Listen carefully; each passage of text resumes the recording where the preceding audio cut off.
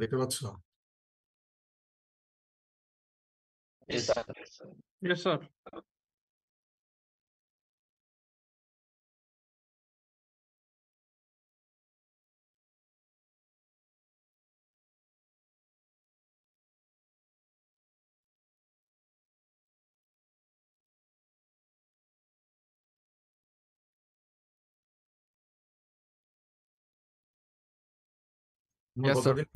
গতদিন এখান পর্যন্ত শেষ করছিলাম, তাই না? আজকে এখান থেকে শুরু করবো। আজকে এখান না, এটা এই জায়গা থেকে শুরু করবো। এখন যেটা কথা আমরা গতদিন পর্যন্ত যেটা করছিলাম সেটা হচ্ছে যে তোমরা যদি একটু খেয়াল করো বুঝতে পারবে যে সেখানে অক্সাইড গুলা কিভাবে ফর্ম করে, এবং অক্সাইড গুলা যে ফর্ম করছে, ধরো আয়রন অক্সাইড, যেটা এটা স্ল্যাগে কিভাবে যাচ্ছে বা স্ল্যাগ থেকে মেটালে কিভাবে যাচ্ছে, সিলিকা SiO2, এটা স্ল্যাগে মেটালে, তারপর ধরো ম্যাঙ্গানিজ, হ্যাঁ, তারপর ফসফরাস, এই জিনিসগুলো আমরা এখন হচ্ছে যখন অক্সাইড গুলো ফর্ম করে ফেলবে বা অক্সাইড গুলো ফর্ম করবে, যে স্ল্যাগ হবে, স্ল্যাগের মধ্যে অক্সাইড গুলোর ইন্টারেকশন কেমন হবে সেই জিনিসটা নিয়ে এখন আমরা ডিসকাস করবো। সেই জন্য প্রথম যেটা শুরু হয়েছে সেটা হচ্ছে ধরো আমাদের সবচেয়ে বেশি থাকে আয়রন অক্সাইড। হ্যাঁ,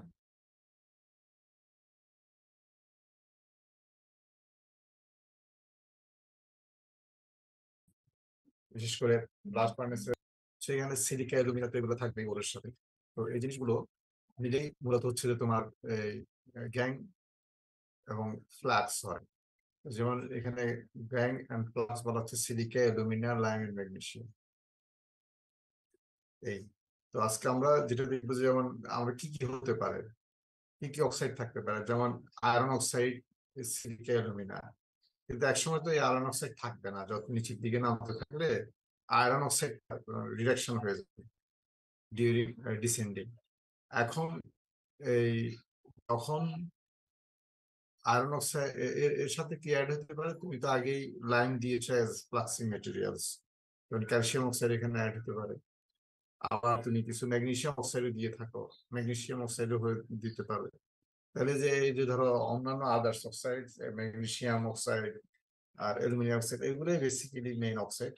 ম্যাঙ্গানিজ অক্সাইডও থাকে, হ্যাঁ, তবে বেসিক্যালি এগুলো হচ্ছে যে মেইন তোমার স্ল্যাগ ফর্ম করার জন্য, গ্যাং কে রিমুভ করার জন্য, তো এগুলা ইউজ করা হয়। তাহলে এখন এই অক্সাইড গুলোর ইন্টারাকশনটা কেমন, এই জিনিসগুলো আমরা আজকে দেখবো। কে বলবে আজকে? Sir, rule 39. Roll roll 39। Yes, sir. বলবো? বলো। এটা তো তোমার একটু সাউন্ড বাড়ানো যায় কিনা, সবাই শুনতে পাচ্ছ?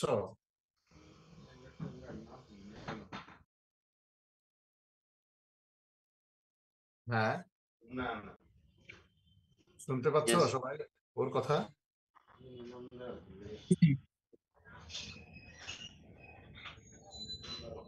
সবাই শুনতে পাচ্ছ? তুমি বলো, কথা বলো। না স্যার, কোনো কথাও বলতেছে না। চুপে আছে। Sir, স্টার্ট করো। বলবো? হ্যাঁ, বলো। Okay sir. স্যার, এই সিস্টেমটা হচ্ছে আয়রন অক্সাইড, সিলিকা আর অ্যালুমিনার। তো ফার্স্টে আমাদের যে গ্যাং আর ফ্লাক্স থাকে ওটার মধ্যে সিলিকা, অ্যালুমিনা, লাইম আর ম্যাগনেসিয়াম থাকে স্যার, আপনি একটু আগে বলে। তো এই অ্যালুমিনা, লাইম আর ম্যাগনেসিয়ামটা এগুলো সলিড স্টেটে থাকে। তো এই জন্য এদের মধ্যে ইন্টারেকশনটা অনেক কম থাকে, আর যার কারণে এটা মানে সলিউশনটা অনেক স্লো প্রসেসে আগায়। অনেক বেশি টেম্পারেচারে অ্যালুমিনা সিলিকা ওই যে মানে সিন্টার হয়ে অ্যালুমিনা সিলিকেট তৈরি করে, যেটা হচ্ছে অনেক বেশি স্টেবল, যে অ্যালুমিনা অক্সাইড ওগুলো হচ্ছে মানে যে এখানে বলেছে যে alumina and silica are sintered and alumina silicates are more stable than the individual oxide. এরপরে যখন at low temperature the rate of lime dissolution is extremely slow because the materials are not finely divided. তো যখন temperature অনেক কম থাকে তখন তো materials গুলি সুন্দর মতো আর কি তার মধ্যে মিক্সিং থাকে না, তো ওগুলো ডিভাইডেড না থাকায় ওদের ডিসলিউশন প্রসেসটা অনেক স্লো থাকে। এ পর্যন্ত কি দাঁড়ালো? এ পর্যন্ত যেটা বললো যে তোমার যে অক্সাইড গুলা, প্রথম বলে অ্যালুমিনিয়াম, সিলিকা মূলত সিন্টার থাকে, সলিড স্টেটে থাকে। এটা হাই টেম্পারেচারে সিন্টারটা ফর্ম করে, এবং যখন অ্যালুমিনিয়াম সিলিকেট হয় তখন এটা স্টেবল হয়, এটা বলা হলো। আর লাইম ডিসলিউশন মানে কি, লাইমটা তোমার এই অক্সাইড গুলোর ভিতরে ঢুকে পড়া, যেটা তো এই ঢুকে পড়তে লো টেম্পারেচারে এটা ঢুকতে পারে না। কারণ তুমি যখন লাইনটা দিচ্ছ কি ফর্মে, পাউডার ফর্মে দিচ্ছ না, কিন্তু ওইটাকে চার্জের মধ্যে যখন উপর থেকে দিচ্ছ লাইনটা, এর সাথে ওর সাথে মিলিয়ে এটা কিন্তু একটা টুকরো টুকরো করে পিস পিস করে এরকম থাকে টুকরো, তো এটা সলিড একটা টুকরো, তো সেখান থেকে এটা লো টেম্পারেচার ইন্টারেকশনটা আসতে স্লো হয়, সেজন্য এটা মানে ওখানে মিক্স হয় স্লো। হ্যাঁ, তারপর যাও। স্যার এরপর হচ্ছে যে আমাদের ফার্স্ট স্ল্যাগটা হয় অ্যালুমিনা সিলিকেট, ওটা পরে কিছুক্ষণ আনরিডিউস থাকে আয়রন অক্সাইড দ্বারা, আনরিডিউস হয়।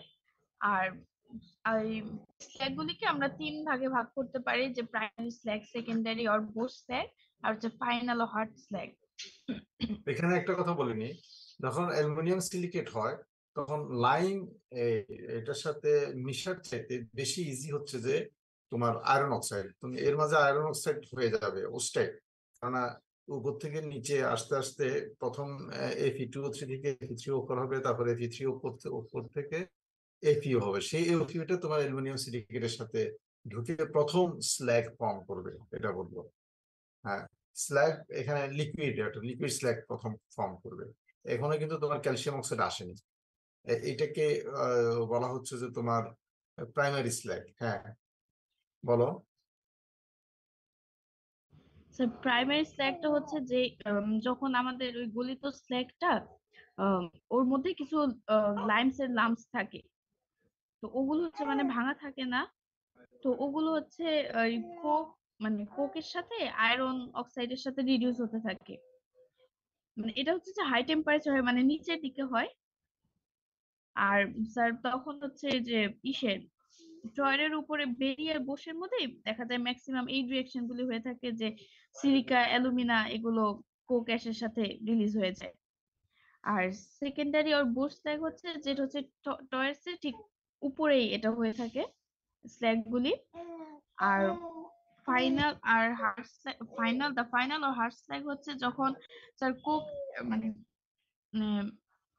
কোক অ্যাশটা যখন টয়ার্স দিয়ে বের হয়ে যেতে নেয়, তখন কিছু আনডিজলভ লাইম ওটায় থাকে, তো যেটা বোস স্ল্যাগ দিয়ে মানে নামার টাইমে তখন দেখা যায় যে হাতে ফ্লো করে।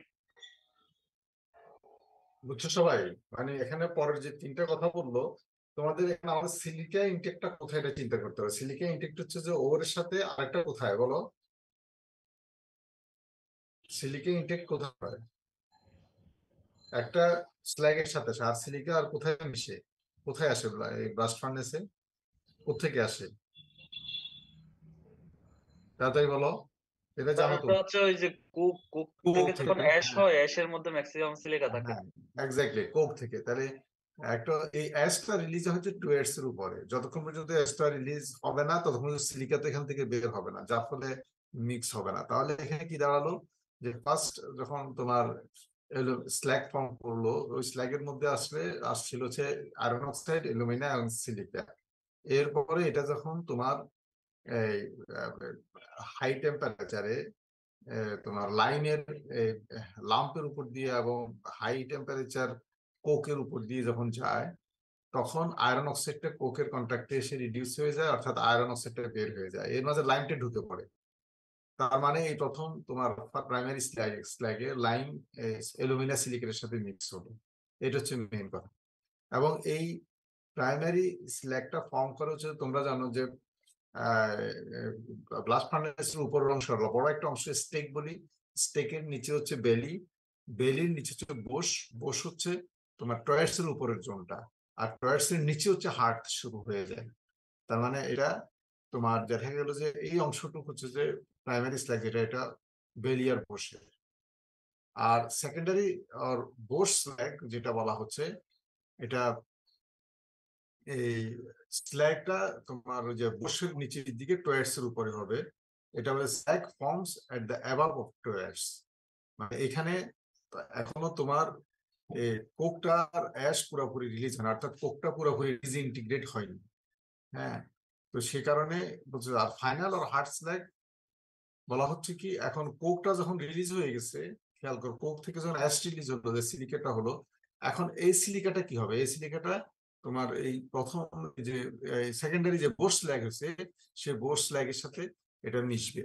এখন মেশার জন্য কি হবে তোমার এখানে? তো তোমার এক্সট্রা ক্যালসিয়াম অক্সাইড দেওয়া লাগবে না, থাকবে কিনা বলো? তার মানে তোমার এই পর্যন্ত কিছু আনরিয়েক্টেড ক্যালসিয়াম অক্সাইড থাকা লাগবে। এই যে ক্যালসিয়াম অক্সাইডটা তোমার ফাইনাল স্ল্যাগে এসে তোমার ইয়া করবে, সিলিকাটাকে তখন স্ল্যাগে নিয়ে যাবে। তারপর যাও। স্যার পরের স্লাইড। ও আচ্ছা, এটা তো আমি ইয়ে করবো। হ্যাঁ আচ্ছা স্যার, এখানে বলছে হচ্ছে যে যতক্ষণ পর্যন্ত 1200°C তাপমাত্রা থাকে, তো ওটার মধ্যে আয়রন অক্সাইড, মানে এখানে বলছে যে liquidous temperature of the aluminum silicates containing about 40% iron oxide is not more than about 1200°C. তো যে অ্যালুমিনিয়াম সিলিকেটের লিকুইডাস টেম্পারেচার থাকে ওইটা হচ্ছে যে 40% এর উপরে আয়রন অক্সাইড থাকবে, যেটা হচ্ছে ওইটার ম্যাক্সিমাম টেম্পারেচারই হয়ে যাবে 1200°C, মানে এর চেয়ে কমে থাকতে পারবে না। তো হ্যাঁ দেখা মানে যায় যেহেতু হ্যাঁ মানে এখানে এই আয়রন ডায়াগ্রামটা, অক্সাইড বাড়তে থাকে। এই ডায়াগ্রামটা যদি দেখো, এখানে অ্যালুমিনিয়াম অক্সাইড, এখানে আমার আমার কার্সরটা দেখতে পাচ্ছ তোমরা, মুভমেন্টটা? Yes, sir. এখানে অ্যালুমিনিয়াম অক্সাইড, এখানে সিলিকা, আর এখানে আয়রন। হ্যাঁ বলছো 40 এখানে, আয়রন 40 এখানে, আয়রন 40 এখানে। এটা হচ্ছে আয়রন অক্সাইড, অ্যালুমিনিয়াম অক্সাইড, সিলিকার একটা ইকুইলিব্রিয়াম Ternary ডায়াগ্রাম। diagram. হ্যাঁ, তো এখন যে বলা হচ্ছে যে দেখো 1200 প্রোফাইলটা দেখো, বলা হচ্ছে যে 40%-এর বেশি আয়রন অক্সাইড থাকলে তখন মিনিমাম টেম্পারেচার 1200 হবে। এখন এটা শুরুর দিকে তো পেয়ে যাবে, উপর থেকে যখন পড়তেছে তখন ক্যালসিয়াম অক্সাইড আসেনি পুরোপুরি ভাবে, সেখানে 40% থাকবে, কিন্তু সেখানে তোমার 1200 পাবে। এরপরে তো যখন আরো নিচের দিকে নামবে, আয়রন অক্সাইডটা রিডিউস হতে গেলে আয়রন অক্সাইডের পরিমাণটা কমে যাবে, কমে গেলে তখন টেম্পারেচারটা বেড়ে যাবে। মূলত হচ্ছে যে এই কথাটাই এখানে বলতেছে। Yes, হ্যাঁ, sir. তো সেই জন্য যেটা বলো তুমি, এই ডায়াগ্রাম থেকে একটা জিনিস তোমার ইন্ডিকেশন, মিনিমাম টেম্পারেচার রাখতে গেলে, অর্থাৎ স্ল্যাগটাকে লিকুইড রাখতে গেলে মিনিমাম টেম্পারেচার লাগবে। মিনিমাম টেম্পারেচারটা এই যে 4 দেখতে পাচ্ছ, এই যে এখান থেকে 2.5 থেকে শুরু করে, এটা 2 তো, এই 2.5 থেকে শুরু করে, হ্যাঁ দেখো এখানে 2.5 থেকে শুরু করে 4 পর্যন্ত তোমার সিলিকার রেশিওটা আসতে হবে, সিলিকা টু অ্যালুমিনিয়াম রেশিও, অর্থাৎ এই জায়গা থেকে এইটুকু, এই এই এই অংশটুকুর ভিতর তোমার এই এই রেশিওটা। দাগটা। হ্যাঁ আচ্ছা আচ্ছা স্যার, এই লাইনটা বুঝিনি, এই actual practice manganese oxide is always present, এটা বুঝিনি। হ্যাঁ, এটা একটা এক্সট্রা কথা বলবো যে অনেক সময় তোমার এই ম্যাগনেসিয়াম অক্সাইডটাকে আমরা তো এখানে এ, আনিনি, কিন্তু বলতেছে চার্জ মেটেরিয়ালে কিছু ম্যাগনেসিয়াম অক্সাইড থাকবে, থাকলে বলতেছে free flux agglomerates are being increasingly used. তাহলে তোমার ফ্লাক্সিং মেটেরিয়ালস তোমার এই বাড়াই দিতে হবে। They alter the pattern of softening melting. মানে ম্যাগনেসিয়াম অক্সাইডের কথাটা তোমার মনে রাখতে হবে। তুমি শুধুমাত্র পিওর এগুলা দিয়ে করে তুমি যে রেশিওটা মেনটেন করো তখন প্রবলেম হবে, অর্থাৎ ভিসকোসিটি কমে যাবে, স্ল্যাগটা ঠিক মতো ফর্ম করতে পারবে না। তো ম্যাগনেসিয়াম অক্সাইডকে রেখে তোমার এই ক্যালসিয়াম অক্সাইড এডিশনটা তোমার মাথায় রাখতে হবে, ম্যাঙ্গানিজ অক্সাইডকে মাথায় রেখে, এই কথাটাই বলবো এখানে। এরপরে যাও, এখন আমরা যেটা চলে আসবো, ধরো সব আয়রন অক্সাইড আস্তে আস্তে নিচের দিকে নামছে, তো এখানে আর আয়রন অক্সাইড নাই, কারণ কার্বনের সাথে বা কার্বন মনোক্সাইডের সাথে রিয়েকশন করে আয়রন অক্সাইডটা আয়রন হয়ে গেছে। কিন্তু ইন মিন টাইম তোমার এর মাঝে আবার ক্যালসিয়াম অক্সাইডটা ঢোকা শুরু হয়েছে, আয়রন অক্সাইড বের হচ্ছে, ক্যালসিয়াম ঢুকলো, তাহলে আমার সিস্টেমটা চলে আসলো ক্যালসিয়াম অক্সাইড, সিলিকা, অ্যালুমিনিয়াম। বলো। The primary slag of relatively low melting at lower part of the stack or in the belly contain iron oxide containing silicates and aluminates with varying amount of lime. So এটা বলছে যখন primary slug থাকে তো ওটা very মানে lower পার্টে থাকে স্ট্যাকের, আর যেটা হচ্ছে যে আমরা বলি যে বেলির মধ্যে থাকে মানে নিচের সাইডে, টয়েসের উপরে, বসের উপরে।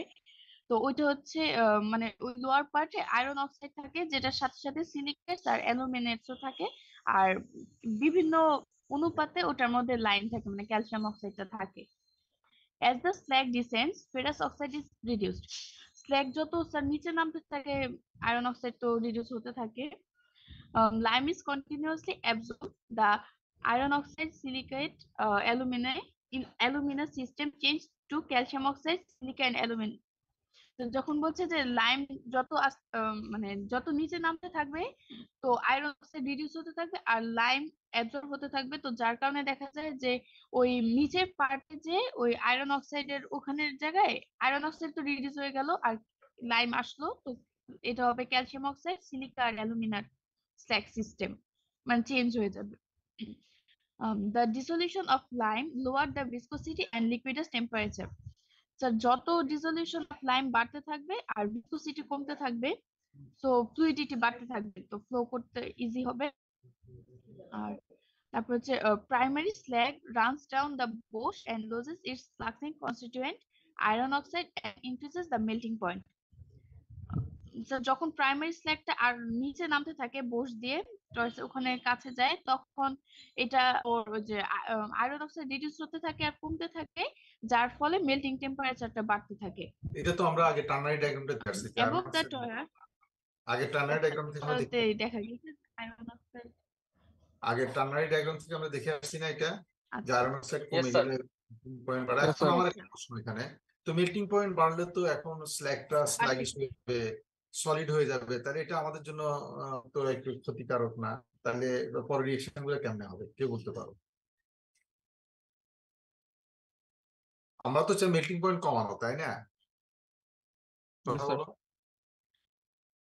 তাহলে Yes, sir. এখানে তো প্রবলেম হয়ে যাচ্ছে, মেল্টিং পয়েন্ট বেড়ে যাচ্ছে, তাহলে তো এটা আমাদের জন্য মেল্টিং পয়েন্ট বাড়া মানে হচ্ছে যে তোমার এটা স্ল্যাগিশ হয়ে যাবে একটু স্ল্যাগটা, তো এখানে প্রবলেম হবে না? কিন্তু এটা প্রবলেম হয় না, কারণ কি? স্যার ক্যালসিয়াম অক্সাইড থাকার কারণে পরবর্তী হ্যাঁ। রিঅ্যাকশন গুলোর কারণে স্ল্যাগ চলে যায় ক্যালসিয়াম আলটিমেটলি। অক্সাইড কন্টিনিউসলি এখানে তোমার অ্যাড হতে থাকে। ক্যালসিয়াম অক্সাইড অ্যাড হলে ওই যে উপরের লাইন অল্প আগে বলে আসলো না, যে লিকুইডাস টেম্পারেচারটা কমিয়ে দেয় ক্যালসিয়াম অক্সাইড লাইনটা। আরেকটা ঘটনা ঘটে হচ্ছে যে যতই নিচের দিকে নামতে থাকে ততই ওই জোনের টেম্পারেচার বাড়তে থাকে, ইয়েস স্যার। তাই না? যেমন বোস জোনে Yes, sir. তোমার প্রায় 2000 ডিগ্রি 1800 ডিগ্রি পর্যন্ত টেম্পারেচার থাকে, এই কারণে এটা প্রবলেম হয় না। হ্যাঁ, কন্টিনিউ করো। Above the tours, the resulting Bosch slag mainly of calcium oxide, silica and aluminate should be liquid and substantially fluid. So tours এর ঠিক উপরেই, এই জন্য আর কি আমাদের দরকার হচ্ছে যে সিস্টেমটা ক্যালসিয়াম অক্সাইড যে নতুন সিস্টেমটা ওটা যেন সাফিসিয়েন্টলি লিকুইড আর ফ্লুইডটা হয়, যার কারণে ওটা ফ্লো করতে পারবে টর্চ দিয়ে। সবাই বুঝছো এখানে পর্যন্ত? এরপরে আসলো এই টার্নারি ডায়াগ্রাম গুলো দেখে তোমাদের এত মাথা খারাপ করার না, এটা পুরোপুরি তোমাদের বুঝতে হবে না। এখান থেকে দেখানোর উদ্দেশ্য হচ্ছে আমাদের কোন জোনে থাকা উচিত, মানে অক্সাইড গুলোর রেশিও কোথায় হওয়া উচিত, এই জিনিসগুলা আমাদের জানা হচ্ছে মেন উদ্দেশ্য। হ্যাঁ, আগাও, বলো। For a smooth operation, the slag must be free running and above the critical heart temperature. আমাদের ফার্নেসের ভেতর স্মুথ অপারেশন হওয়ার জন্য স্ল্যাগের ফ্লুইডিটিটা বেশি হওয়া দরকার, আর হচ্ছে ক্রিটিক্যাল হার্ট টেম্পারেচারের উপরে থাকা দরকার, মানে ইসের টেম্পারেচারটা। হ্যাঁ, এটা কেন ফ্লুইডিটি বেশি হওয়া দরকার? তোমার যদি স্ল্যাগটা ফ্লুইডিটি বেশি না হলে কি হবে? স্ল্যাগিশ হবে। স্ল্যাগিশ হলে তাহলে এটা সলিড হয়ে যাওয়ার সম্ভাবনা আছে, আর এটা নিচ থেকে যে গ্যাস গুলা যাচ্ছে, ব্লাস্ট গুলা যাচ্ছে, সেগুলোকে ব্লক করে দেওয়ার সুযোগ থাকে, মানে স্মুথলি উঠতে পারে না উপরের দিকে। কেননা তুমি চিন্তা করো যে চারিদিকে টুয়ার্ডস, এই টুয়ার্ডস যে কন্টিনিউয়াস ব্লাস্ট যাচ্ছে, ভিতরে কিন্তু হিউজ তোমার গ্যাস হচ্ছে, সেই গ্যাস গুলা যদি যাওয়ার জন্য যথেষ্ট প্যাসেজ না পায় বা চার্জ গুলা যদি যথেষ্ট পারমিয়েবল না হয়, তাহলে তখন ব্লক হয়ে গেলে তখন এটা প্রোডাকশনের ইরেগুলারিটিস দেখা দিবে, এবং এই ইরেগুলারিটিস থেকে বিভিন্ন ধরনের প্রবলেম হয়, ইভেন কি ব্লাস্ট ফার্নেস অফ হয়ে যেতে পারে। এটা আমরা দেখবো পরে ফার্নেস ইরেগুলারিটিস দিয়ে, তখন এটা ডিসকাস করবো। হ্যাঁ, আগাও। সেই জন্য আমাদের দরকার হচ্ছে স্ট্যাকটা হইতে হবে, ফ্লুইড হইতে হবে, অর্থাৎ ভিসকোসিটি খুব কম হইতে হবে, যত কম হবে তত আমাদের লাভ। হ্যাঁ, আচ্ছা স্যার, এর জন্য হচ্ছে স্ল্যাগ কম্পোজিশন সিলেকশন করতে হবে। তো ওই স্ল্যাগ যেটা আমাদের যে গ্যাং আর ফ্লাক্স ম্যাটেরিয়াল থেকে হয়, তো ওটা তো আমরা দেখছি যে এখানে যে সালফার, সিলিকন, ম্যাঙ্গানিজ এগুলো আছে স্যার, ওগুলো তো আমাদের এর আগে আমরা পড়েছিলাম যে বেসিসিটি, তো ওই বেসিসিটি রেশিওটা ওটা ডিপেন্ড করে ওগুলোর উপর। তো ওই বেসিসিটি রেশিওটা আমাদের 1 এর চেয়ে বেশি হতে হবে এই আমাদের এই কমফোর্টেবল এই রিঅ্যাকশন গুলির জন্য, স্মুথ অপারেশনের জন্য বেসিসিটি 1 এর চেয়ে বেশি হতে হবে। আর পরে বলছে যে normal basic BF slacks between 1 to 1.5 and acid slack 0.8 to 1. তো আমরা যে বেসিসিটি রেশিওটা বের করেছিলাম, যে উপরে বেসিক অক্সাইড আর নিচে অ্যাসিডিক অক্সাইড গুলির রেশিও, তো ওই ভ্যালুটা রেশিওটা হতে হবে হচ্ছে আমাদের বেসিক সলিউশনের ক্ষেত্রে 1 to 1.5, আর অ্যাসিডের ক্ষেত্রে ওটা আরো কম হবে 0.8 to 1। এখানে আমরা বলছিলাম যে আমাদের মিনিমাম টেম্পারেচার আমাদের থাকতে হবে এটি অবজেক্টিভ। ধরো বেসিক স্লাগ যদি হয়, তুমি যদি দেখো তাহলে মিনিমাম টেম্পারেচার এটি 1400, এই জায়গাটা দেখো। তাহলে এই দেখো এখানে 1 থেকে 1.5, এই যে ক্যালসিয়াম অক্সাইড সিলিকা রেশিওটা, এই যে এটার ভিতর থাকবে। আর যদি অ্যাসিড স্লাগ হয়, বলা হচ্ছে অ্যাসিড স্লাগ যদি হয়, তাহলে এই জায়গাটায় আসবে 1 থেকে 0.8। এই জোনটা এখানে যে এই জোনটা এরিয়া দেখাচ্ছে, এই জোনের এই মধ্যে রেশিওটা আমাদের থাকতে হবে। আর এখানে এই টেবিলটা যেটা বলা আছে এটা তোমরা একটু দেখে নিবা। বিভিন্ন ধরনের স্ল্যাগের মধ্যে কোন অক্সাইড কি পরিমাণে আছে, তারপর হচ্ছে যে এখানে রেশিওটা কি এটা বলা আছে, calcium oxide to silica ratio, আর তাদের মেল্টিং পয়েন্ট কত। আমরা সবসময় চাইছি স্ল্যাগ, হ্যাঁ শোনা যাচ্ছে না? আগে শেষ করি না, আমি বলছি আমার স্লাইড শেষ করার পর লিখে রাখবা, তারপর কোশ্চেন করবা। স্লাইড শেষ না করলে বা আমি নিজে না থামলে তখন কোশ্চেন করবা না। তো এখন যেটা হচ্ছে যে এই যে এখানে এই তোমরা যদি দেখো এই যে 1400 এই জায়গাটাতে আমরা সবসময় এখানে খুঁজি কি এই রেশিওটা কেন বের করা দরকার, আমরা লো মেল্টিং পয়েন্টের জন্য। লো মেল্টিং পেলে কি হবে, স্ল্যাগের আমার ভিসকোসিটি কম হবে। ভিসকোসিটি কম হলে তখন এই স্ল্যাগ মেটাল ইন্টারাকশনটা ভালো হবে এবং স্ল্যাগটা দ্রুত তোমার এই কোকের মধ্য দিয়ে পাস করে যাবে। হ্যাঁ বলো এবার।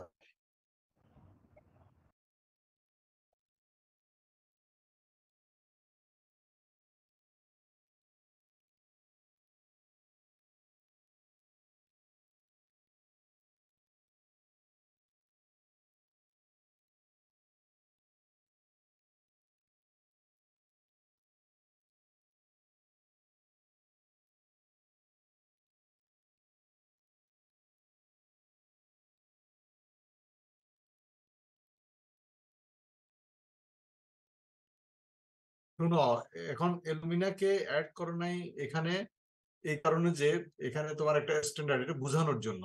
তুমি যেটা বলছো এটা ঠিক আছে, অ্যালুমিনিয়াম অ্যাড করলে তখন রেশিওটা কিছু চেঞ্জ হবে, এই যে এখানে আসবে কিছুটা চেঞ্জ আসবে এখানে। হ্যাঁ এখানে কিছু এরিয়া দেখা যাচ্ছে, কিন্তু এটা তোমাদেরকে যেটা বোঝাচ্ছে যে নর্মালি আমরা বেসিসিটি যেটা অ্যালুমিনিয়াম পরিমাণটা নর্মালি কম থাকে তোমার ইয়ের মধ্যে, as compare to silica aluminium পরিমাণটা তোমার নর্মালি কম থাকে নর্মাল ওইগুলাতে ওরগুলাতে, সেই হিসাবে ওটাকে এখানে তারা বাদ রেখে কিন্তু তোমার ইয়েতে নিয়ে আসছে, এখানে টার্নারি ডায়াগ্রামে নিয়ে আসছে এই জোনটা বের করছে শুধু ক্যালসিয়াম অক্সাইড আর সিলিকা রেশিও দিয়ে। এটা দিয়ে দেখা গেল যে এইখানে যে এই পয়েন্ট গুলোতে অ্যালুমিনিয়াম যতটুকু থাকে সেই অ্যালুমিনিয়ামটা এইভাবে আসছে, এখানে আছে কিন্তু অ্যালুমিনিয়ামটা এখানে তুমি টার্নারি অ্যাপ্লিকেশন করলে এখানে অ্যালুমিনিয়ামটা চলে আসবে।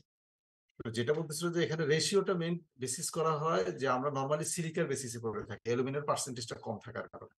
এটা হচ্ছে মেইন কারণ সবসময়, কেননা সিলিকা পার্সেন্টেজ আমাদের এক হচ্ছে তো ওরেও বেশি, আবার তোমার কোকেস থেকেও অ্যালুমিনিয়াম খুব কম আসে কিন্তু সিলিকাটা বেশি আসে।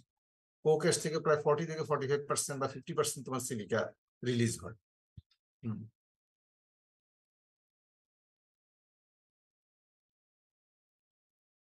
বুঝি কথা শোনা যাচ্ছে না?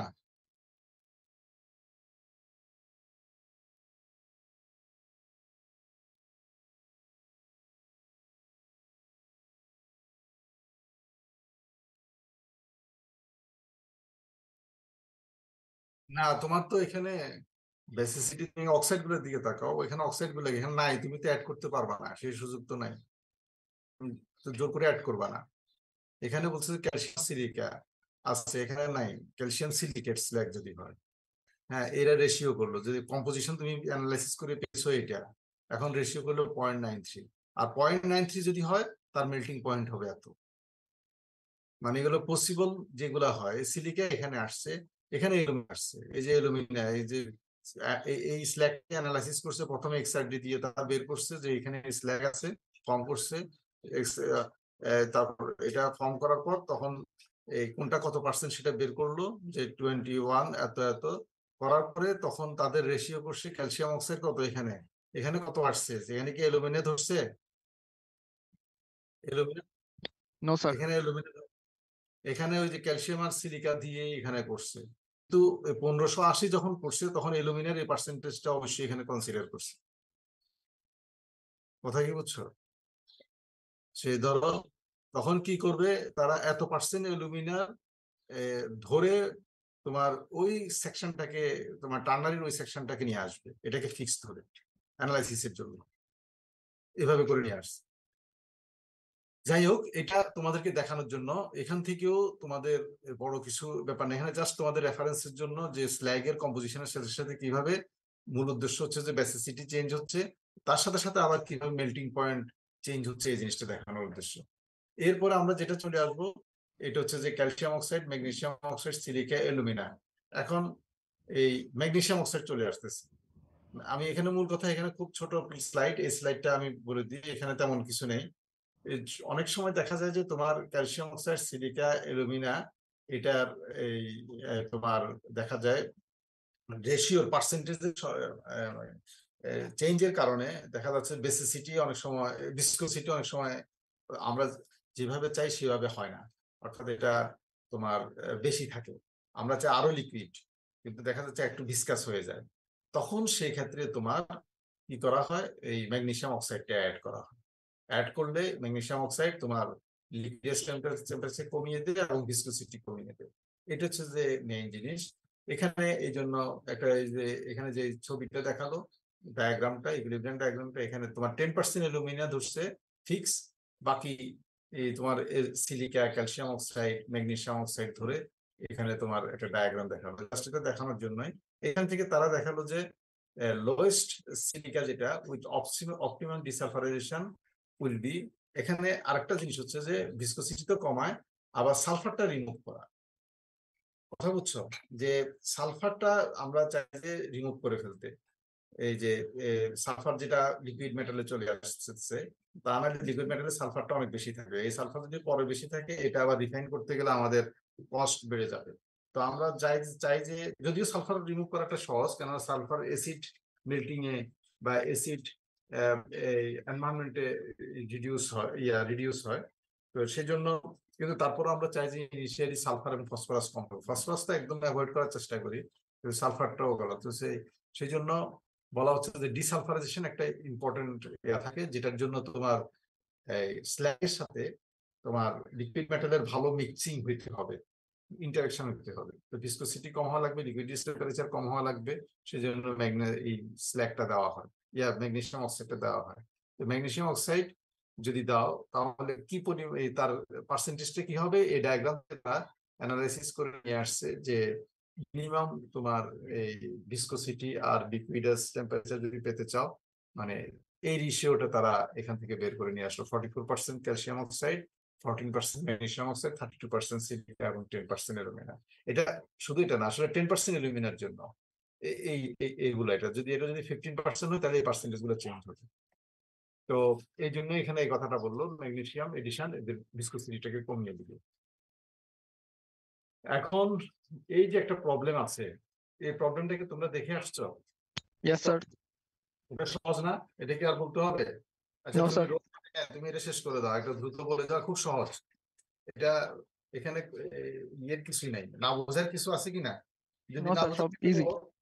হ্যাঁ, easy sir, easy. No sir.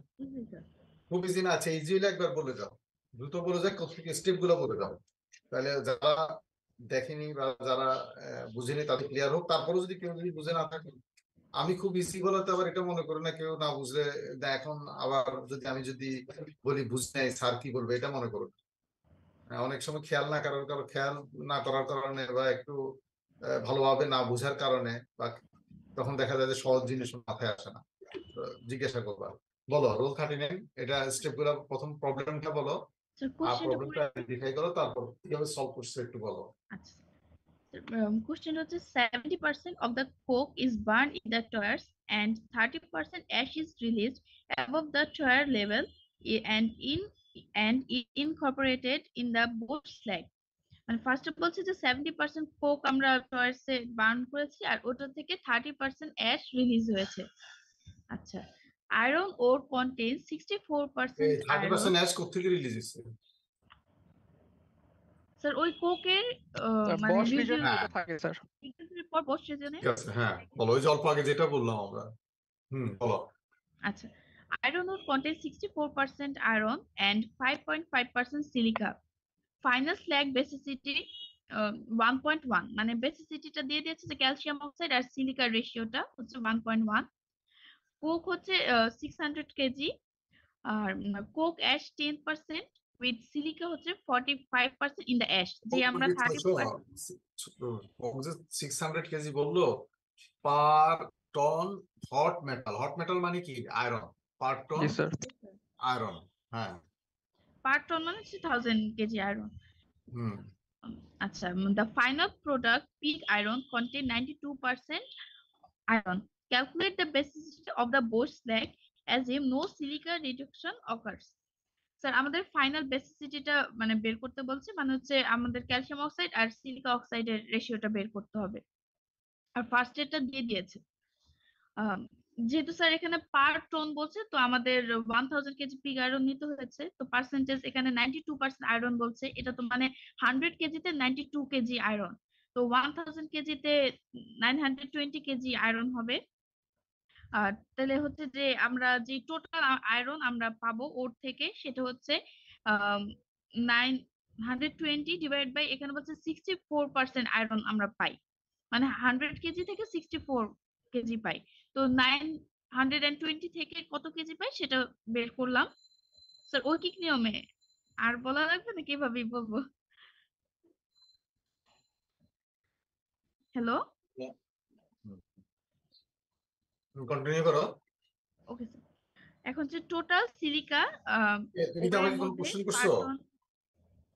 না স্যার, মানে এভাবেই বলে যাব যে এটা তো স্যার হ্যাঁ ঐকিক হ্যাঁ, নিয়মের। এভাবে বলে যাবা, এভাবে বলে গেলে কেউ না বুঝলে তখন বলবে। ওকে স্যার, টোটাল সিলিকাটা আমরা ওরের মধ্যে বের করবো, হচ্ছে পার টন মোল্টেন হট মোল্টেন থেকে হচ্ছে, এখানে আমরা বলে দিয়েছে যে সিলিকা হচ্ছে 5.5%, তো 5.5% এটা 0.005 হয়ে যাবে। আর আমরা এখানে তো পেয়ে গেছি যে আমরা কতটুকু আয়রন ওর এই লাগবে, আমাদের আয়রন ওর কত টন। তো এটা হচ্ছে স্যার, এটা বের করেছি মাল্টিপ্লাই করে 79 প্রথম কেজি। আয়রন ওরের মধ্যে সিলিকা কতটুকু এটা বের করলা? হ্যাঁ, স্যার অ্যাশ ইন কোক, তো এখানে আগেই আমাদেরকে আর কি বলেছে যে লাইনটা 10% কোক অ্যাশ আছে, মানে 45% সিলিকার সাথে। তো আমাদের ইসে এই যে এখানে তো বলতেছে যে কোক আমরা 600 কেজি পেয়েছি পার টনে, তো 600 কেজির মধ্যে 10% থাকলে কতটুকু অ্যাশ বের হবে সেটা বের করলাম, 60 কেজি অ্যাশ। আর সেম ওইভাবেই যেহেতু 45% সিলিকা আছে অ্যাশের মধ্যে, তো 45% যে মাল্টিপ্লাই করে সিলিকা কতটুকু আছে অ্যাশের মধ্যে ওটা বের করলাম। এই তো। আচ্ছা, এখন হচ্ছে সিলিকাটা, সিলিকার তো আমাদের কোকের মধ্যে মানে ওরের মধ্যেও আছে, ওই যেটা আনরিফাইন্ড ওরের মধ্যেও আছে, আবার অ্যাশের মধ্যেও সিলিকা আছে বলে দিয়েছে, আর এটা আমরা ক্যালকুলেশন করে বের করেছি, ওটা প্লাস করলাম, এডিশন করে আমরা টোটাল সিলিকা পেয়ে যাব। আর এখন লাইম ক্যালকুলেশনের টাইম আমাদের ফার্স্টে বলে দিয়েছে যে আমাদের বেসিসিটির রেশিওটা দিয়ে দিয়েছে। মানে তো ওই বেসিসিটি কি? এটা তুমি যখন স্ল্যাগ হয়ে গেল ওইটাকে অ্যানালাইসিস করলা, অ্যানালাইসিস করে ক্যালসিয়াম অক্সাইড আর সিলিকা যতটুকু পেলো তার পার্সেন্ট ইয়ার রেশিওটা 1.1, তাহলে তোমার ভিতরে যাই থাক তোমার ফাইনাল যে স্ল্যাগ বেসিসিটি এটাকে ফিক্স করতে হবে, কারণ সবসময় তুমি এটা পাচ্ছ। হ্যাঁ, তাহলে এখন যেটা হচ্ছে তুমি যদি সিলিকা যদি তোমার 106 কেজি হয়, তাহলে ক্যালসিয়াম অক্সাইড কতটুকু লাগবে, সেম কতটুকু ওটা লাইন তুমি অ্যাড করো? হ্যাঁ, সেটা বের করলা, বলো। বের করলাম। তো এখন বলছে যে এই চয়েস এর উপরে আমাদের তো 30% অ্যাশ বের হবে, তো ওই 30% অ্যাশের মধ্যে হচ্ছে আমরা তো ফার্স্ট হচ্ছে এখন বের করছি যে ওই সিলিকার মধ্যে মানে হচ্ছে আমাদের 27 কেজি সিলিকা পেয়েছিলাম অ্যাশে। তো এর মধ্যে পুরো ওরের মধ্যে তো 30% অ্যাশ আসে। ওই আমাদের এই অ্যাশ সিলিকাটা টয়েসের উপরে কতটুকু রিলিজ হয় ওইটা আমরা বের করলাম যে 30% ইন্টু 27 কেজি। আর এরপর হচ্ছে আমরা ওই বোসের মধ্যে টোটাল সিলিকা কত, আগে তো আমাদের ওরের মধ্যে সিলিকা পেয়েছিলাম 79 কেজি, আর এখন অ্যাশের মধ্যে সিলিকা পেয়েছি 8.1 কেজি। তাহলে টোটাল সিলিকা হচ্ছে 87.1 কেজি। আর আমরা আগে যে বের করলাম যে টোটাল লাইম কতটুকু ছিল 116.6 কেজি, আর আমরা এখন বের করলাম যে টোটাল সিলিকা ছিল 87.1 কেজি। তাহলে এখন নতুন বেসিসিটি হবে লাইমের লাইম লাইমের কেজি ডিভাইডেড বাই সিলিকার কেজি। তো লাইম হচ্ছে 116.6 ডিভাইডেড বাই সিলিকা 87.1 কেজি। তো রেশিওটা আসছে 1.38 কেজি, তোমরা এটা সরি বুঝছো? 1.338। এটা সবাই বুঝছো? মানে এত স্যার আমার একটা কোশ্চেন আছে। বলো। স্যার বেসিসিটির যে ডেফিনেশনটা দেখলাম যে percent of calcium oxide by percent of silicon dioxide, কিন্তু এখানে তো মানে মাসের রেশিওটা বের করলাম, তো ওটা কি পার্সেন্ট দিয়ে করতে হবে না? ওটা তো কাটাকাটি চলেই যেত, মানে পার্সেন্টেজ ইউনিট তো পরে তো আর থাকে না, তো এই জন্য কেজি কেজিও তো কাটাই চলে যায়। বেসিসিটি এগুলো তো আমরা রেশিও দিয়েই এক্সপ্রেস মাস করি, করা। এটা তো পার্সেন্টেজ না, তো এখানে কোনো পার্সেন্টেজ আসবে?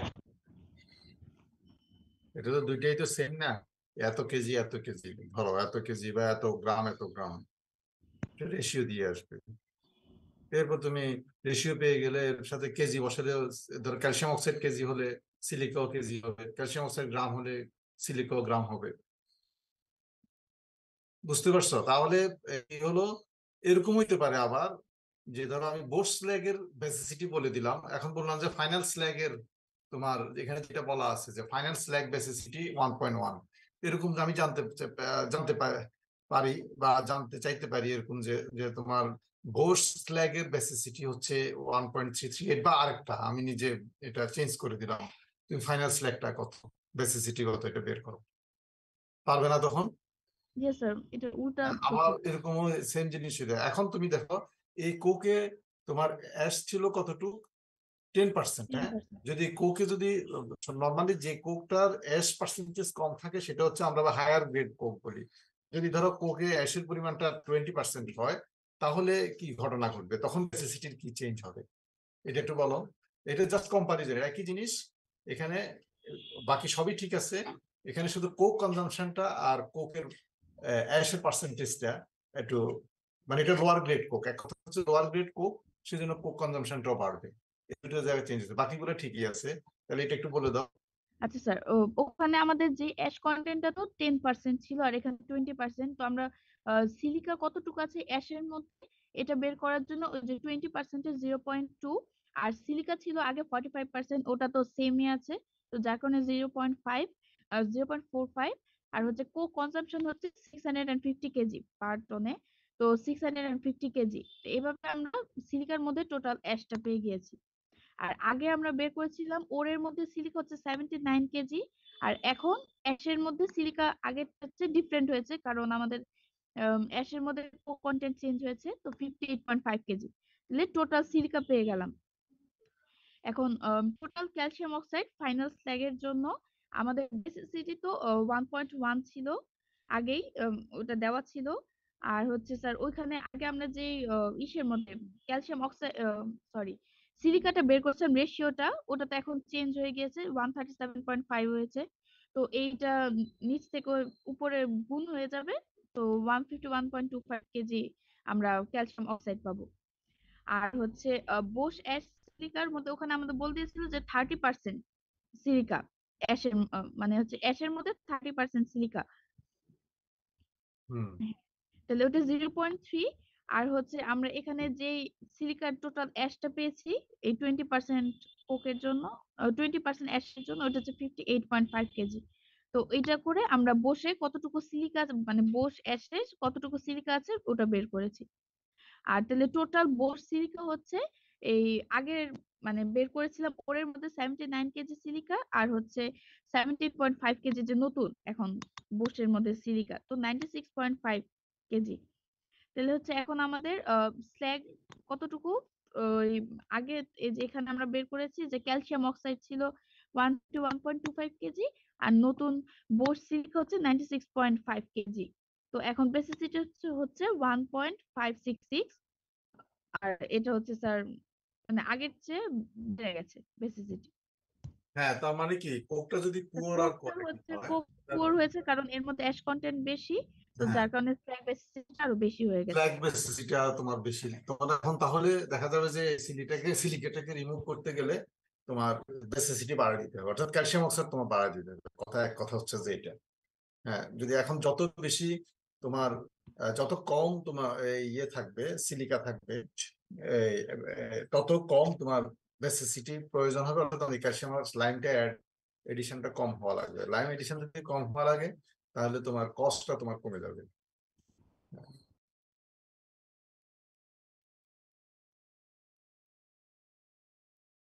আমরা স্ল্যাগটা শেষ করে ফেললাম। এখন যে স্লাইডটা শুরু করতে যাচ্ছি, এটা কে বলবে? রোল 39 থেকে এখন কে বলবে এটা? এখন আমরা যেটা শুরু করবো স্যার সেটা রোল হচ্ছে 50 র মেটেরিয়ালস নিয়ে। স্যার এখন রোল শুরু 50 বলতে হচ্ছে, চাচ্ছি। একটু শেষ করি র মেটেরিয়ালস নিয়ে। অর্থাৎ তুমি যে একটা আয়রন ওর পেয়েছো, সেই আয়রনটাকে ব্লাস্ট ফার্নেসের এই চার্জ করার জন্য তোমার কতগুলা স্টেপ নিতে হয়, শুধু ওখান থেকে এনে ঢেলে দিলে চলবে না, এটাকে এনরিচ করার ব্যাপার থাকে। তারপর এখানে দেখা যায় যে কোথাও আয়রন বেশি কোথাও কম, তাহলে যেখানে কম সেখান থেকে আয়রনটাকে সেপারেট করে হোমোজেনিয়াস মিক্সচার করতে হয়। তারপরে একটা সাইজ তোমার লাগে, তুমি বড় পিস নিবা না খুব ছোট পিস নিবা, এই জিনিসগুলো আমরা দেখবো। এইটার জন্য এই র মেটেরিয়ালস এন্ড প্রোডাক্টস এর এখানে যেটা বলা হলো, এটা আয়রন ওর বেনিফিকেশন, সিন্টারিং এন্ড পেলেটাইজেশন, এই জিনিসটা আমরা এখন দেখবো। এটা জানলে তোমাদের যেহেতু তোমরা ওরের ক্লাসিফিকেশন সম্পর্কে জানতে পারবা। আয়রন ওর কিভাবে বেনিফিকেশন বলতে এটাকে এনরিচ করা, ধরো একটা ওরের মধ্যে আয়রন আছে 58%, এখন তুমি যদি এখানে গ্যাং মেটেরিয়ালটা কোনোভাবে যদি রিমুভ করে দিতে পারো, পুরোটা পারলা না পাশে, তখন এটা দেখা যাচ্ছে যে এটা আয়রন পার্সেন্টেজটা 70% হয়ে গেল। এই 70% এটাকে বেনিফিকেশন বলে, এটাকে বলা হয় কি বেনিফিকেশন, এই জিনিসগুলা। তারপর আমরা দেখবো যে এটা তোমাদের কাছে অনেক কিছু, এটা সহজ, এই চ্যাপ্টারটা সহজ, এটা দ্রুত বলে যাও, এটা পড়লে তোমরা বুঝতে পারবে। কে বলবে বলছি না? Sir roll 50 roll 50 roll 50। 50। কি নাম তোমার? স্যার সাদমান নাহিয়ান। সাদমান নাহিয়ান, বলো।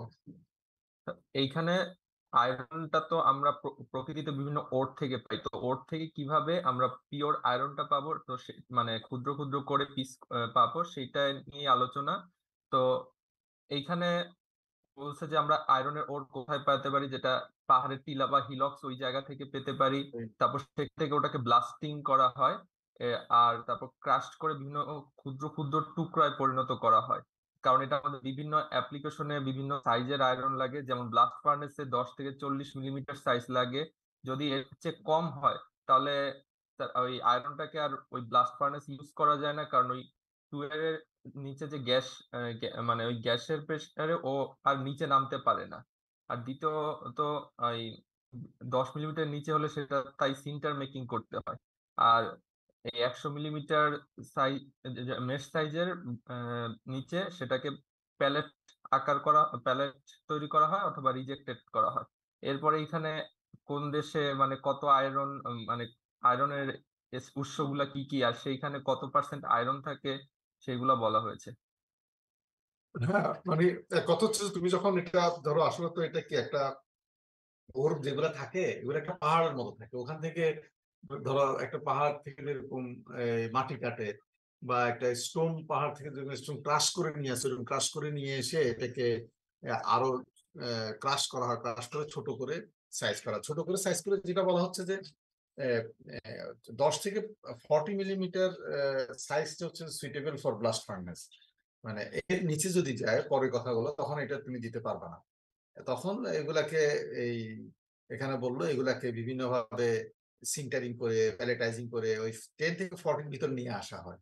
মানে 10 থেকে 14 ভিতর নিয়ে আসার জন্য সিন্টারিং এবং প্যালেটাইজিং কথা বুঝছো, কিন্তু এই অবস্থা দেওয়া যায় না এটাকে। এই এই প্রক্রিয়াটার নাম হচ্ছে সিন্টারিং এবং প্যালেটাইজিং। যেগুলো ছোট হয়ে যাবে সেগুলো, আর বড় যেগুলো হবে সেগুলো তো আবার ক্রাশ করে ফেলে। এই আর এখানে এই টেবিলটার মধ্যে যেটা দেখাচ্ছে যে সারা ওয়ার্ল্ডে আয়রন ওরের রিজার্ভ কত পার্সেন্ট আছে। যেমন সবচেয়ে বেশি দেখাচ্ছে ইউক্রেনে, যেখানে এখন যুদ্ধ চলতেছে, কিন্তু তাদের আবার দেখো ওরটা অত রিচ না, এখানে আয়রন পাওয়া যাচ্ছে 30%। সবচেয়ে আয়রন বেশি পাওয়া যাচ্ছে, ওরটা রিচ ওর পাওয়া যাচ্ছে এখানে 65%, এটা কানাডাতে। তাদের আবার রিজার্ভ কম, মাত্র 1700 মেট্রিক টন। হ্যাঁ, আবার চায়নাতেও অনেক বেশি, চায়নাতে অনেক বেশি, কিন্তু ইন্ডিয়াতে কম চায়নার তুলনায়, খারাপ না, অনেক বেশি। কিন্তু ইন্ডিয়ার ওরে আবার আয়রনের পরিমাণটা বেশি, চাইনিজটাতে একটু কম। এইখানে জাস্ট একটা তোমাদেরকে একটা পিকচার দিচ্ছে যে তুমি এই ওরের ডিপোজিটটা কোথায় আছে, কি অবস্থায় আছে। বলো। এরপর স্যার এখানে আয়রন ওরের বিভিন্ন ক্লাসিফিকেশন করা হয়েছে। তো আয়রন ওরে আমরা বেসিক্যালি যেগুলো জানি যে আয়রন, সেটা ম্যাগনেটাইট ফর্মে থাকে, হেমাটাইট, লিমোটাইট। এখানে আরো কিছু যেমন পাইরাইট, চ্যালিবাইট, লিমেনাইট, এগুলা। তারপর আয়রন ওরেতে কোনো পার্টিকেলস এর পরিমাণ কত তার উপর ভিত্তি করে বিভিন্ন ভাগে ভাগ করা হয়েছে। যেমন সিলিকা যদি বেশি থাকে তাহলে সেটা সিলিসাস হয়, অ্যালুমিনা থাকলে অ্যালুমিনিয়াস, তারপর আর লাইন থাকলে ক্যালসেরাস হয়, বিটুমিনের পরিমাণ বেশি থাকলে বিটুমিনাস হয়, এগুলা এরকম। যাক, এখানে তোমরা এটা দিয়ে নিবা, এটা জাস্ট তোমাদের রেফারেন্সের জন্য, যে আয়রনের বিভিন্ন mineral, iron, pure iron, magnetite, hematite, limonite, এগুলা কোনটার কত পার্সেন্ট থাকে, কালার কেমন, স্পেসিফিক এটা তোমরা দেখে নিবা। এরপরে চলে যাও সেকেন্ড, এই টেবিলটা একটু বলো। ডিটেল বলার দরকার নাই, একটু কি বুঝাতে চাচ্ছে সেটা বলে দাও। মানে এখানে আয়রনের ভিতরে কোন পার্টিকেলের পরিমাণ বেশি, যেমন সিলিকার পরিমাণ যদি বেশি থাকে সেটা হবে সিলিসাস, অ্যালুমিনিয়ার পরিমাণ বেশি থাকলে হবে অ্যালুমিনিয়াস, তারপর লাইমের পরিমাণ মানে ওটা বেশি থাকলে ক্যালসেরাস হবে, বিটুমিনের পরিমাণ বেশি থাকলে বিটুমিনাস হবে। হ্যাঁ, মানে এটা গ্যাং, গ্যাং মানে কি, ধরো আয়রন ছাড়া, আয়রন অক্সাইড ছাড়া বাকি যে মেটেরিয়াল গুলা, যার বেশি যেটার পরিমাণ বেশি থাকবে সেটার উপর নামকরণ নামকরণ দেওয়া হয়। এটার উপর তোমার দেখা যায়, যেমন সিলিসিয়াস বলতে সিলিসিয়াস, আয়রন ওর বলতে তোমার সিলিকার পার্সেন্টেজ, অ্যালুমিনার পার্সেন্টেজটা বেশি, এই জিনিসগুলোই। হ্যাঁ, এরপর আয়রনের ওর থেকে আমরা যে আয়রন কিভাবে পেতে পারি তার জন্য কিছু মানে সেগুলো বলা আছে। এর মধ্যে কিছু কিছু যেমন ক্রাশিং করে এটা কি, মানে এটা গঞ্জকে একটু থামো, মানে একটু গ্যাংকে থামো। আলাদা করার জন্য। হ্যাঁ, এটা তো আমাদের হচ্ছে, ধরো ওই যে 30% পেলে না, দেখলাম না যে 30% আয়রন আছে। হ্যাঁ, Yes, এখন sir. এটাকে কিভাবে 60% আয়রন ওরে কনভার্ট করবে, এটা হচ্ছে বেনিফিকেশন অফ আয়রন ওর। এটার জন্য এই মেথড গুলা বলো। যেমন ক্রাশিং এন্ড স্ক্রিনিং করে, তারপর গ্র্যাভিটি কনসেন্ট্রেশন, কিছু কিছু লাম্পের মানে কিছু কিছু গ্যাংয়ের আমার ওই ওয়েটটা বেশি থাকে, তো আমি সেন্ট্রিফিউগালের গ্র্যাভিটি কনসেন্ট্রেশন করি তাহলে সেটা আলাদা হয়ে যায়। তারপর যেগুলো ম্যাগনেটিক প্রপার্টি আছে সেগুলো ম্যাগনেটিক সেপারেশন করে আলাদা করা যায়। আবার কিছু কিছু মানে ফ্লোট করে মানে ভেসে থাকে, তো ফ্লোটেশন করে আলাদা করা যায়। তারপর বায়োলিচিং অফ আয়রন ওরে আছে, সেটা হলো ওই বায়ো মানে বায়োটেকনোলজি ইউজ করে আমার এই আয়রন ওরেটাকে আলাদা করা হয়। মানে এগুলা এরপর বিভিন্ন টেকনিক, এগুলা তোমরা একটু দেখে নিবা। ধরো বললাম না যে ধরো এই তুমি আয়রন ওরটা ক্রাশিং করলা, এখন ম্যাগনেটিক সেপারেশন করলে দেখা যাবে যে যেগুলা ম্যাগনেটে অ্যাট্রাক্ট করতেছে সেগুলো একদিকে পড়তেছে, আর যেগুলা অ্যাট্রাক্ট করতেছে সেগুলো অন্যদিকে, তার মানে ওগুলাতে আয়রন খুবই কম। তো ওগুলা সেপারেট করলা, এখন যেগুলাতে আয়রন বেশি সেটা হলে এখন দেখা যাচ্ছে আয়রন অ্যান্টিস হয়ে যাচ্ছে। ফ্লোটেশন প্রসেসও এরকম, যেগুলা ধরো আয়রনের মধ্যে থাকবে সেগুলা হয়তো নিচে চলে যাবে, আর কিছু ফ্লোটেশনের সাথে কিছু তোমার কেমিক্যাল অ্যাড করা হয়, যেগুলা ধরো স্পেসিফিক কম, তখন ওই কেমিক্যাল গুলো এটাকে ফ্লট করে উপরের দিকে নিয়ে যায়, বিভিন্ন লেয়ারে এটা জমা করে, ইত্যাদি ইত্যাদি। এইগুলো তোমরা এগুলো দেখে নিবে ডেফিনেশনটা কোনটা কোন মেথডটা। এরপরে চলে যাও সিন্টারিং প্রসেস। সিন্টারিং প্রসেসটা কখন, সিন্টারিং প্রসেস 10 থেকে 10 মিলিমিটারের নিচে যখন হয়ে যাবে, এটা এই ডিরেক্টলি তোমার ব্লাস্ট ফার্নেসে দেওয়া যাবে না, তখন এটাকে আমাদের সিন্টারিং করতে হবে। হ্যাঁ, দ্রুত যাও, এটাও এত ডিটেল বলার দরকার নেই, স্টেপ গুলো বলে যাও, মূল কথাটা বলে যাও। হয়তো সিন্টারিং প্রসেসে আমার মানে একটা লেয়ারের উপর আরেকটা মানে এবার বেড তৈরি করা হয়। তো মানে যে এখন আমি একটা বেডের সিন্টারিং করতেছি, মানে আরেকটা বেড প্রিপেয়ার করতেছি, তারপর একটা বেডের সিন্টারিং শেষ হলে আরেকটা বেডের সিন্টারিং হবে, এভাবে সিন্টারিং হতে থাকবে।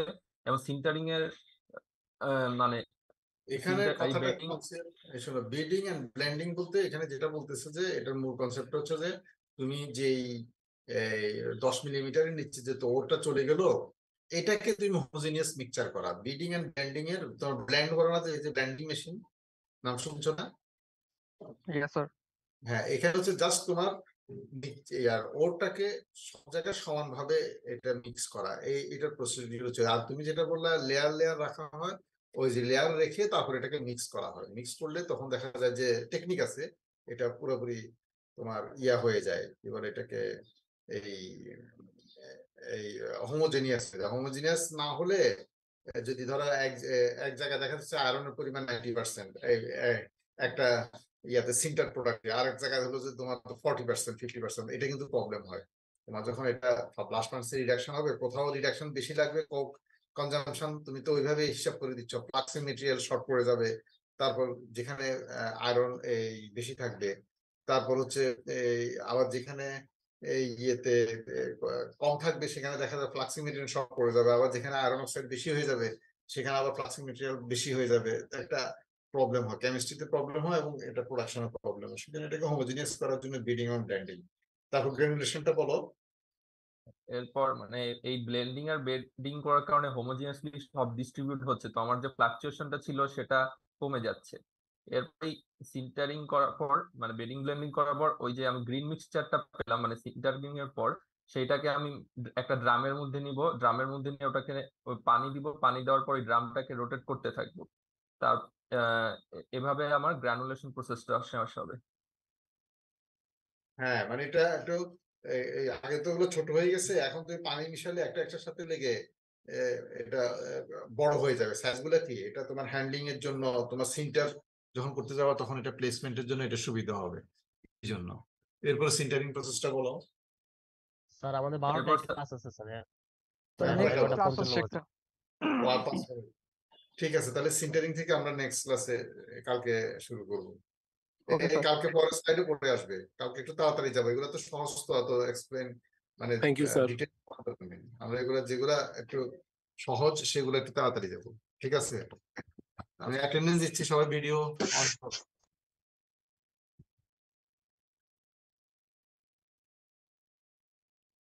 1 Yes, sir.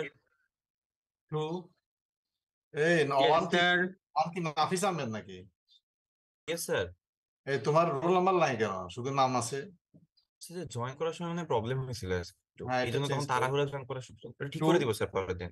2 Yes, sir. Yes, sir. 3 yes sir 3 4 Yes, sir. 5 Present, sir. 6 Yes, sir. 7 Yes, sir. 8 Present, sir. 9 Yes, sir. 10 Yes, sir. 11 Yes, sir. 12 Yes, sir. 13 Yes, sir. 14 Yes, sir. 14 15 yes sir 16 Yes, sir. 17